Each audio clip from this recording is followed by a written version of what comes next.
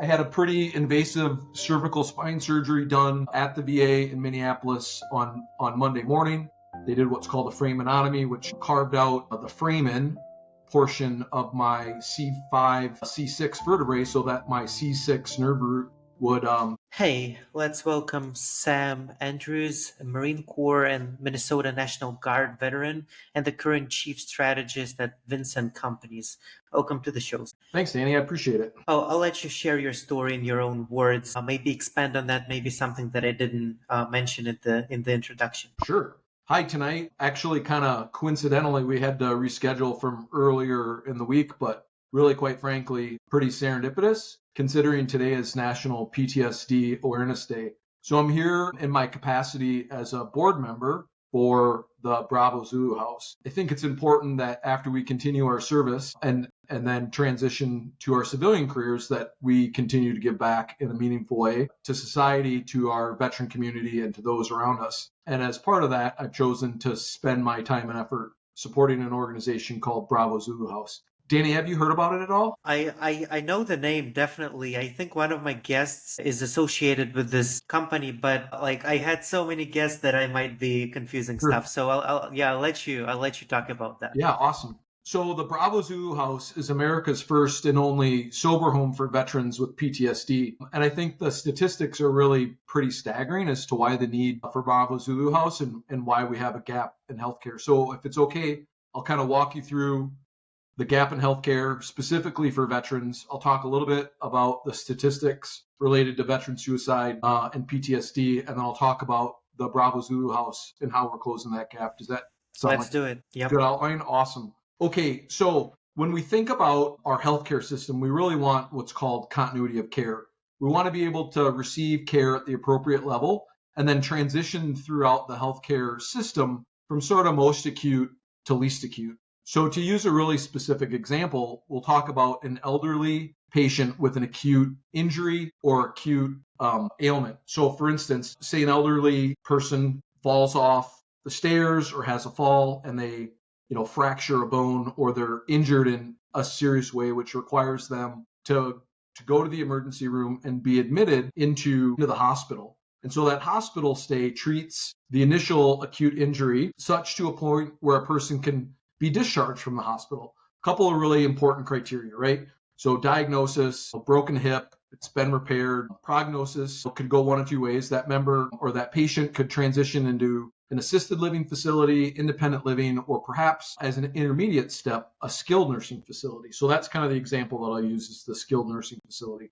Sam as an elderly person can't quite transition because of his prognosis into independent living. So he'll transfer based on his treatment plan into a skilled nursing facility. And that's a really important part of our healthcare system because it's less acute than a hospital. It's also less expensive than a hospital. And it's also the right amount of care for that person during that phase of their recovery. So they transition into a skilled nursing facility, and that facility works on really important things like occupational therapy, physical therapy, but what it also does is it includes kind of the whole person, right?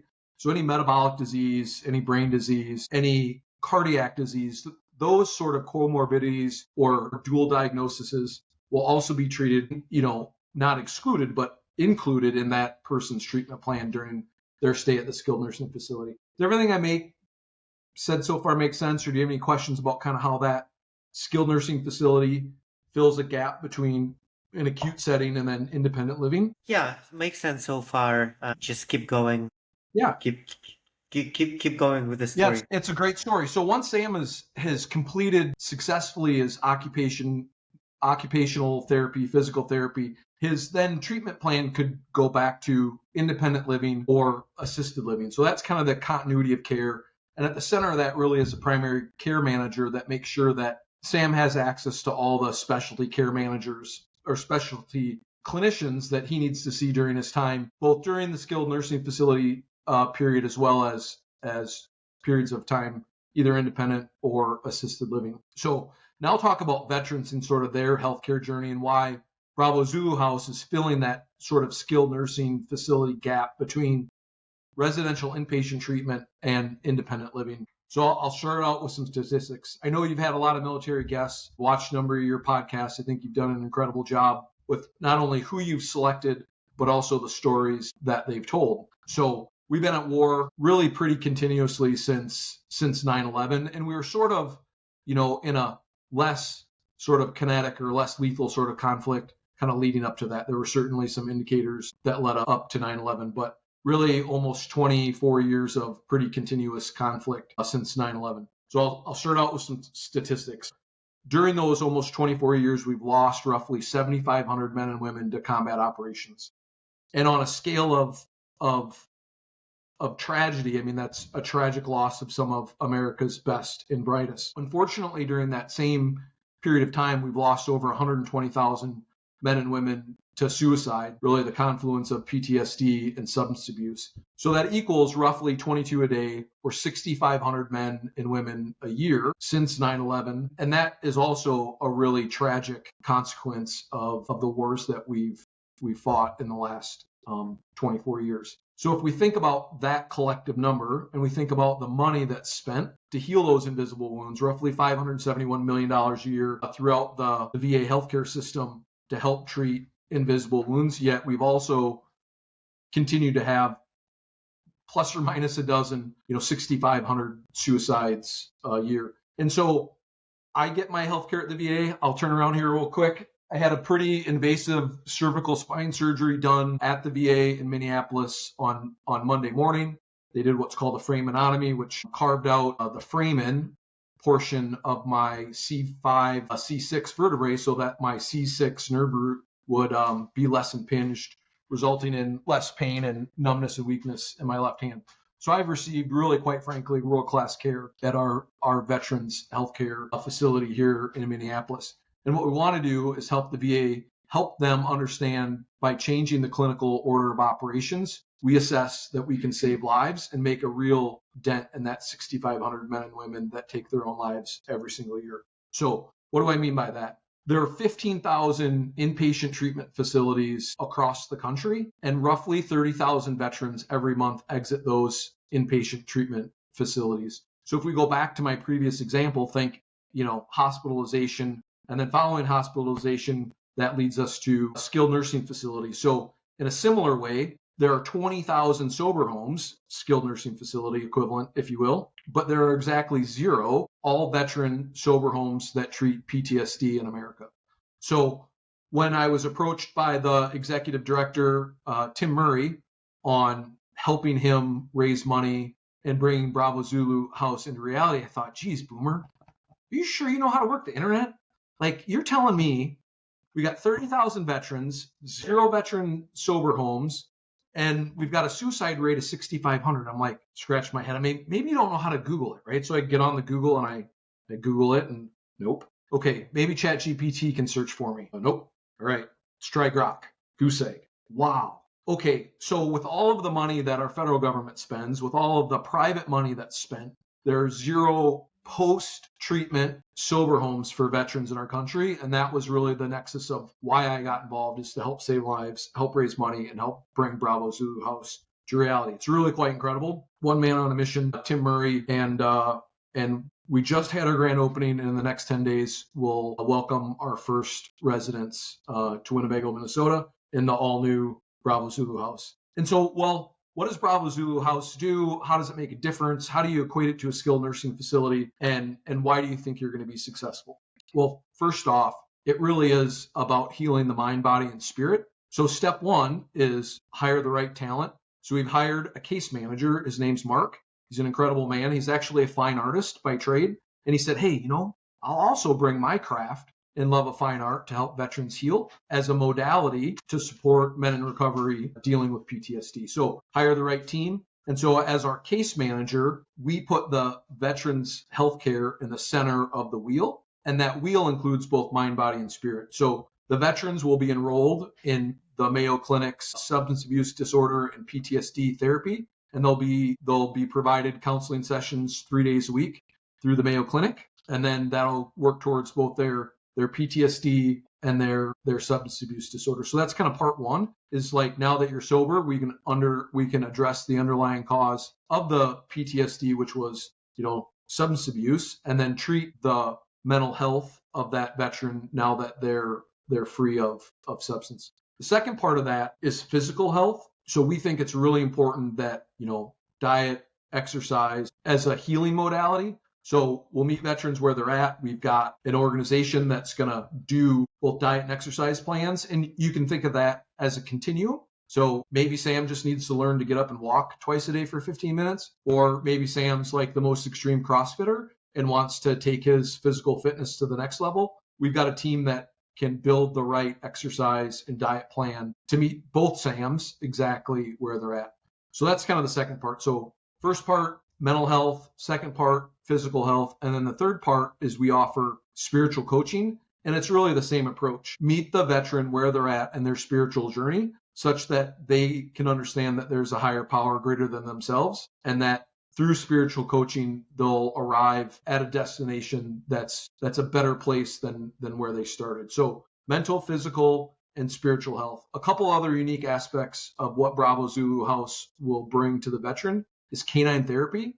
So I think this is a great cause. Our local Rotary clubs have sponsored in $5,000 increments kennel suites. So it'll be finished here in August, but a full kennel, 13 kennel suites for 13 dogs, a grooming station, built-in bathtub for our furry friends, but with an organization called Paws for Cause. Ava will survey the veteran, and maybe Sam needs what we affectionately call a Malingator or a Malinois because he's a high-energy go-getter kind of guy. But maybe the other Sam needs something a little bit more nurturing, like a Bichon, right, a lap dog. And so Ava will profile the veteran and their personality and their activity level. And then with our relationship with the Faribault County Humane Society, we'll literally be able to match a dog from anywhere in the United States based on the needs of that specific veteran as assessed by Ava from Paws for Cause. So functionally, we're able to save 2 lives, the life of a shelter dog as well as the life of the veteran. And then Ava will teach that veteran how to train their dog to be a good canine citizen, as well as a good emotional support and therapy dog. So I think that's a huge win for the team as well. And then next, we have just closed on a hydroponic farm. And so think of a 3D farm, a building inside of a building where the men who live at the house will be able to grow 6 to 7 leafy green crops a year and then sell those leafy green crops to our infamous farm to fork restaurants at a premium price. And that revenue will then go into a savings account for the men who live there. And depending on the proportion of time they spend nurturing the hydroponic farm, that'll be distributed to the men as they exit their time at Bravo Zulu House. So they can use that money for a down payment for a car, first and last month's rent, or some other real life requirement as they leave. The other thing, finally, to note on this is rent is $650 a month. That's the only requirement, and that each veteran will work or volunteer at least 30 hours in the community. And through our relationships throughout southern Minnesota, we have about 12 employers that will hire all our veterans today. And there are also 4,500 jobs available to those guys when they hit the farm and are ready to start their work requirement. So from that perspective, we really address the mental, physical, and spiritual aspect of it. And one more, we just signed a deal with the Finance Mentor. This is a great organization. They teach financial literacy. It's a platform-based application on your smartphone, and that'll help a veteran rebuild their banking history. Oftentimes, men that have hit rock bottom, don't have access to a bank, don't have access to a bank account, and they need to reestablish their financial health as well. And so in partnership with a local bank, in partnership with Finance Mentor, we'll be able to offer them an app-based platform that also comes with virtual coaching so that a veteran can look through their future requirements, do some financial planning, regain some financial literacy, and start to save for their future. So that kind of sums up the programs that Bravo Zulu House will offer. Mark will quarterback those as the case manager, and ideally we'll accept a resident for no less than 6 months, but we anticipate the length of stay being about 18 months long. All right. So first of all, great initiative. Sounds like a really impactful organization. Good luck with that. So as a nonprofit, and I think of it as, as a startup founder who tried many different ventures, I'm curious how nonprofits like yours work in terms of money. How do you make money, and is it enough? Do you have to work with the government to help you, or how is your business model working as a nonprofit? Wow, Danny, that's a great question. So kind of two points on that. One is the model is mostly CapEx, so capital expenditures, and every single dollar that we've raised has generally been at some face-to-face meeting with, I would say, kind of one of three personas. So persona one has been a wealthy individual with a nexus to both recovery and veterans. And so those men and women and family foundations have written substantial checks, anywhere from $25,000 to $100,000. And that money has all been done face to face. The second persona I would say is a smaller donor, and we have many of them that have a nexus to service, whether through family or themselves, and they've lost a comrade, a spouse, a loved one to suicide. But leading up to that suicide was the confluence of untreated PTSD and substance abuse. And so that would be persona two. And then persona three has been our vet service organizations. So the DAV, the Disabled Veterans Association, the Veterans of Foreign Wars, and the American Legions all have local chapters under a local, they call it a commander, but you could think president's control, and they have a gaming commission. And so if you go into the local VF and buy pull tabs and do some fellowship there, that charitable gambling donation is at the discretion of the club, and those clubs across Minnesota have been incredibly generous in writing us checks anywhere from $5,000 to $10,000, $15,000 to help fund the capital expenditure of the Bravo Zulu House. But what it really is the ability to tell a good story. So if we think about like a startup, well, what's your story? What is the problem that you're trying to solve? Why is your solution significantly better than your next best competitor? How do you pay for yourself? And what do you think the results are going to be long term? So kind of answer those four questions, tell a good story. I hope I just told you a good story. And then as you meet with people, hey, I don't need an answer right now, but Danny, do you have one or two people in your network that I could buy a cup of coffee and share the Bravo Zulu Story house and see if there's a way for them to help? And through that networking process, Danny leads me to Elijah leads me to Jim, and Jim says, my God, where have you been? And writes a $20,000 check for the organization.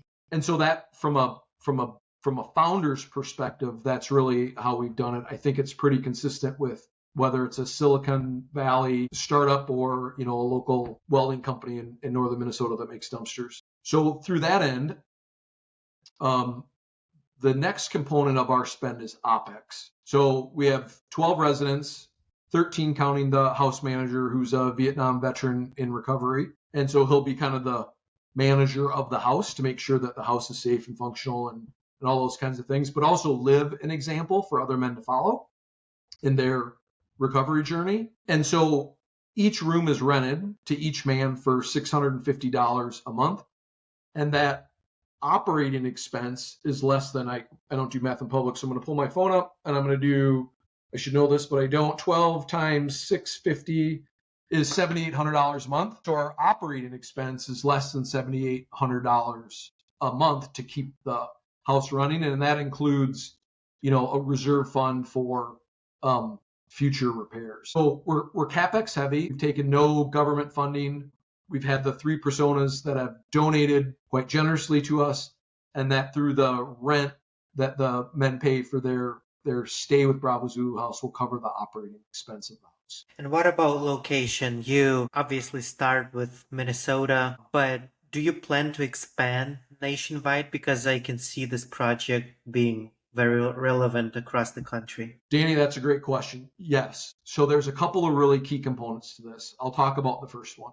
The first one is we're going to build the all-women's Bravo Zulu House next. So we've already got donors lined up. We think that funding will come much sooner. So we're going to do number two. We think it'll be somewhere in the triangle between Mankato, Rochester, and Minneapolis, St. Paul. We've got 67 women on the advisory committee for the Bravo Zulu Women's House. So we've got a lot of experts in kind of every industry, from construction to finance to healthcare to sober homes, marketing. And so those women have come together to be really the steering committee to help build the right house for the right women veterans. So that's kind of the first thing. The second thing is, yes, we think most counties in the country would benefit from a sober home like the Bravo Zulu House. We think the model's scalable. Actually, I know it's scalable. And I'll tell you that General Joseph Votel, the retired CENTCOM commander, so Central Command, also a member of our board of directors, has asked us to think through scaling the Bravo Zulu House kind of every step of the way, such that we don't anchor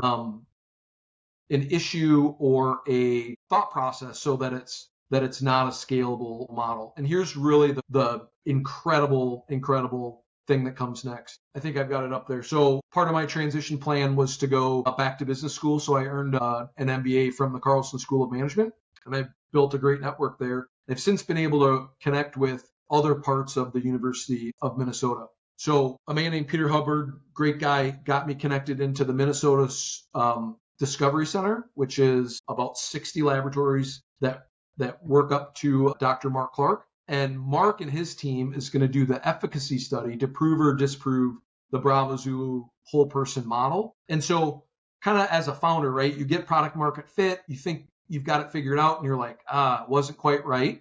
And you have to reframe and reassess kind of product market fit and make adjustments. And our partners at the University of Minnesota, through evidence-based study, they're going to do that for us so that we can bring that, addiction medicine, addiction science from the University of Minnesota. I mean, arguably one of the best land-grant schools in the country, to prove our efficacy model or disprove it so that we can then fix it, so that when we do kind of fundraising round 2 for the next series of Bravo Zulu houses, we'll have evidence-based medicine and an evidence-based approach to go to donors and say, hey, here's where we started, here's what we learned, here's what we've changed, and here are the lives that we're saving today because of it. No, this, I really like this initiative and this project. I think it should work out, especially, with the whole infrastructure that you're building around it. And, it's very unlikely that it's not going to work in the long term with the whole